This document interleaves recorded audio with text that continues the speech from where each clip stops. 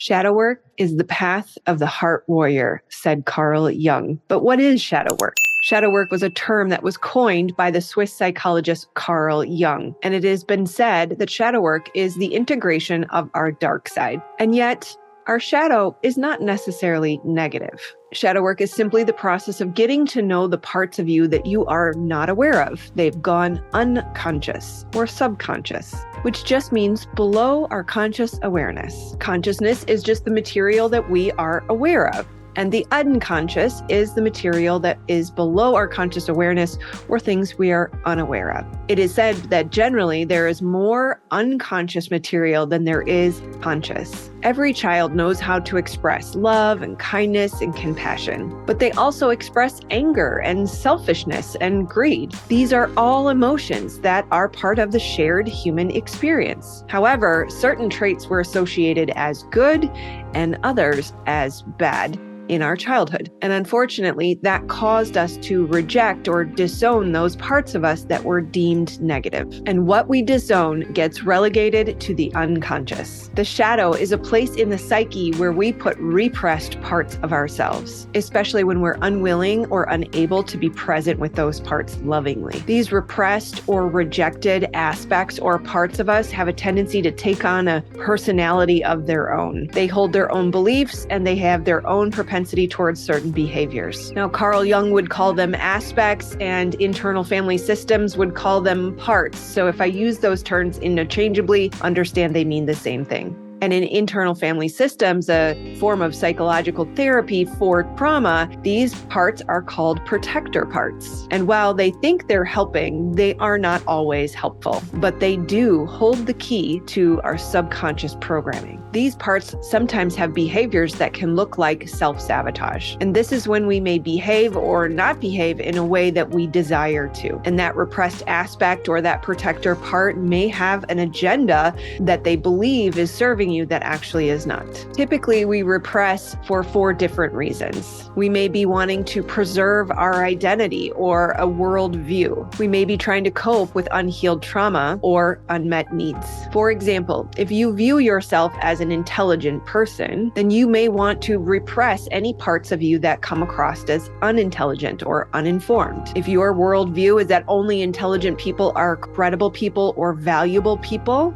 then you will go to great lengths to prove that you are an intelligent person. Should you have experienced any trauma that caused you to feel that you may be unintelligent and to defend your intelligence, you may find that that repressed aspect of you that is silly or playful or just having fun, being deemed as unintelligent, that part of you may hide in the recesses of your psyche and or your body. You may have had a childhood experience where your needs were not met unless you were proving your intelligence. There may even be a part of you that believes if you are not intelligent, you cannot receive abundance or support or love. And that creates a push-pull dynamic between having your needs met and preserving the identity that was required by your caregivers. We selectively go unconscious to the aspects that seemingly cause us pain or are unresolvable. Likely there are very big emotions or very painful experiences that were connected to that aspect or part. It may have been too intense to deal with, or you may not have had the bandwidth at that point in your life to be able to deal with something. This is why shadow work is so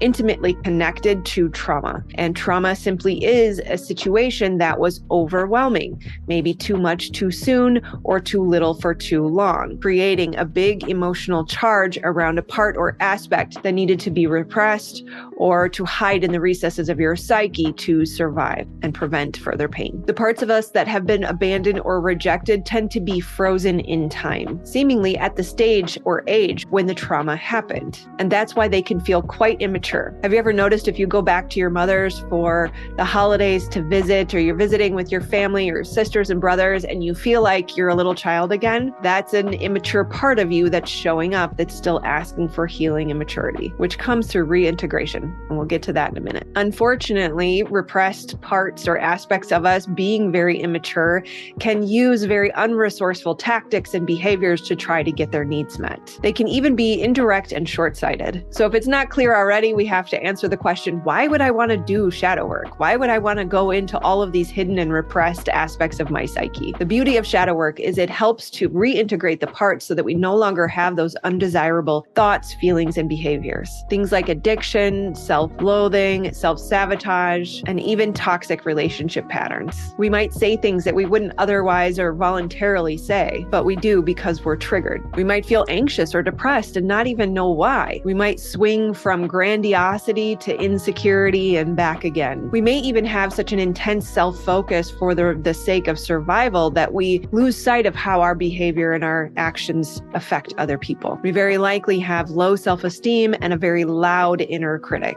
But the good news is through shadow work, we can resolve these issues without fighting against them or trying to control them. In fact, they somewhat fall away on their own as we reintegrate and heal. However, if we continue to deny and repress and reject these parts, they will continue to get louder and louder, causing more trouble and challenges in your life. But when we do shadow work, we have a greater internal strength, improved relationships, and a clear perception of yourself and others. We even enhance our energy and our physical health and well-being. We mature and even step into greater creativity. Our natural gifts and talents start to come online. Over time, it becomes a beautiful dance between your conscious and your unconscious mind. So the goal of shadow work is one, just to identify the shadow, to bring it to conscious awareness. Then we integrate and make those repressed and rejected parts whole again as part of you. We are creating harmony between the opposing sides of you, building your consciousness and making you more aware of who you truly are, who you were naturally designed to be. And as we move towards psychic wholeness, this is that feeling of coming home to ourselves, being safe in our bodies. So how do you do shadow work? At its highest level, we find the problem, reintegrate the part, and no longer have the problem. But of course, if it was that easy, we all would have figured this out by now. So let's break it down and make it a little bit more concrete. Start by going slow. Know that we are not trying to fix ourselves. There is nothing bad, wrong, or broken about ourselves. We want to approach with a sense of knowing that I am okay exactly as I am, and there's no reason to push or try to move through things quickly. You especially want to go slow when big emotions come up. Your body has expended a lot of energy to hold on to these things for a vast majority of your life, and it can be exhausting. And so the body may need to take it easy and move into these big emotions slowly. Remember to have love, self-compassion, and an unwavering empathy and understanding for yourself and those parts. No amount of negativity or blame or shame will ever be helpful. In fact, one of the most healing aspects of this process is a compassionate witness, which means just to see those parts, to bring the repressed aspects and parts to your conscious awareness and just be with them. Remember to be loving and forgive yourself for anything that you have done in the past. Everything you did came from a place of survival, and you did the best you could with what you had. When you know better, then you can do better. Learn to leverage the vast library of resources that is your body below your neck. Your body is extremely intelligent, and it holds the keys to the parts. Start by focusing in on your heart. Breathe in and out of your heart. Remember that the divine lives in your body. The breath of life courses through you, and source energy is what automates your autonomic nervous system. So tap into the source energy within your body for additional support through the process. Then we get into the work. Start by noticing your triggers. What causes big emotional reactions? And likely with that big emotion or reaction comes a fractured, rejected, or abandoned part. You can also look to other people and remember that we tend to project our disowned parts onto other people. Carl Jung said that everything that irritates us about another person can lead us to a better understanding of ourselves. Now, once you've identified that trigger, you feel the sensation in your body, you start to get to know the part. Look for how old does this feeling feel? Is there a memory that comes with this feeling? And then just notice how your body responds to that thought or feeling and sit with that version of yourself. Again, be the compassionate witness. Go to them in your mind's eye, sit down next to them, and just be with them in whatever way they're open to you being with them and supporting them. Let them express. Ask them how they're feeling. If they're angry, let them be angry. Let them hit a punching bag or scream into a pillow. Let them move through all of their emotions on their own. Don't try to tell them to be different. What child wants to be spoken at? They want to be spoken with or to. So let this part express whatever they need to express and go through their own process of closing that stress response. They will come to a place of resourceful behavior or thoughts, a more mature perspective, all on their own. The key is patience and allowing them to get to that place in their own timing. Another approach would be to look at both good and bad parts and remember that we might be using a good part to cover for a bad part. And so we want to embrace all that is present. Incorporating archetypes can also be very helpful. It has been said that there are shadow archetypes. The 4 primary archetypes of the psyche are the king, the warrior, the magician, and the lover. And as an example, the shadow archetype of the king could be a tyrant or a weakling. The shadow of the magician archetype could be a manipulator or the innocent one, the victim. And again, we want to sit with these parts, understand what is it that they're trying to accomplish. Every part of us, again, comes from a belief that that behavior is necessary to survive. And so we want to look at what need are we trying to meet by doing this? How does this behavior serve us? And then find a new perspective. There is a more resourceful way of getting that need met. Sometimes our undesirable behaviors are actually trauma responses, and they point to a shadow aspect. Things like people pleasing or overgiving. While it seems like a virtuous behavior, it actually is an indirect way of getting our needs met, and likely enabling others or hurting ourselves.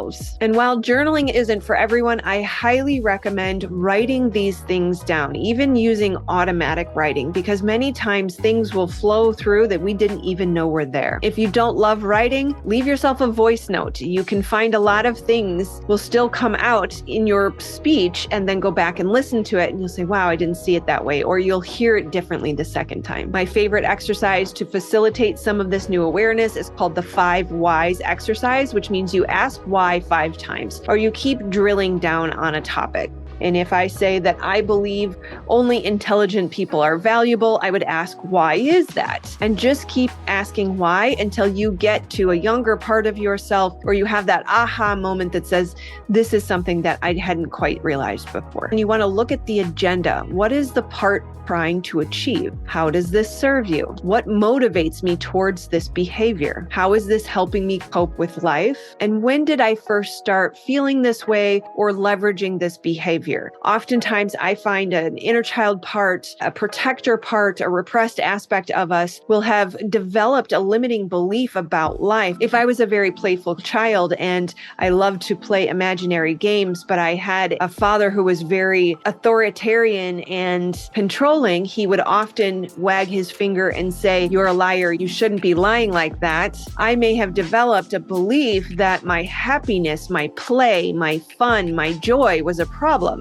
And so then I would decide to go through life repressing that playful, fun part of me. And so the healing work from there would be to go befriend that little girl who was playing African safari. And the moment when she decided that she was no longer going to be a happy, bubbly child, and sit with her and feel in my body, feel the sensations, feel the emotions, allow her to have all of the thoughts and to walk through that process until she comes to a place of saying, you know what? His behavior was about him. It wasn't about me. And I love who I am, just as I am. And in fact, the fun, bubbly part of me might be one of my best characteristics or aspects. And so now I want to bring that forward. But this is the little girl inside of me that's coming to that place, not the mother in me who's telling her she should. Some other questions you can ask and journal about are, why did I judge myself today? How did I judge myself today? Did I judge others in a certain way? Is that aspect in me also? I find the most impactful question is, what am I afraid of? What is my deepest, darkest fear? What feelings am I trying to avoid? Why am I afraid of feeling these feelings? What am I most ashamed of? And how do I sabotage myself? What do I desire to bring into my life that I continue to struggle to achieve? And what might be holding me back from that? What are my fears around it? And let's remember, one of the biggest keys to shadow work is feeling difficult feelings. We have a tendency collectively in society today to run away from difficult things. And of course, what is in the way is the way, and we must go through the valley to get to the mountaintop. So let's start facing those difficult emotions and and being present with them in the body as we experience them. It can be helpful to remember that on average, an emotion only lasts 90 seconds. And while you may, in the initial stages, experience one on top of the other, which makes it seem longer than 90 seconds, as you get through these and to the other side, you will experience much smaller chunks that you move through more quickly. Another aspect that we consider is, what is our goal? What are our goals in life? What are we trying to achieve? And what are the agendas behind them? What are we trying to accomplish? Am I moving towards something or am I running away from something? And again, look at that part or aspect that you are trying to move towards or away from and understand their underlying motivations. If we have unresourceful coping mechanisms, we can ask ourselves, what causes me to turn to them? What just happened before I had the craving? And likely there's a trauma or an unhealed wound in there. Go find that part and repeat the process mentioned earlier. Remember, the goal is not to fix ourselves. We are not broken. The goal is to learn to love ourselves just as we are and to recall all of those parts so that we become whole and complete again. So we can finally be at peace in our lives, in our bodies, and with ourselves, learning to finally love who we are and love the life that we are living. And finally, after you go through all of these steps, make sure you ground. Put your feet on the ground. There's a lot of stagnant energy that is held in the body, and we are releasing it and moving things through this work. We want to give Mother Earth an opportunity and a chance to support you and to extract the excess energy from your body. And as a reminder, Carl Jung said, "There is no light without a shadow,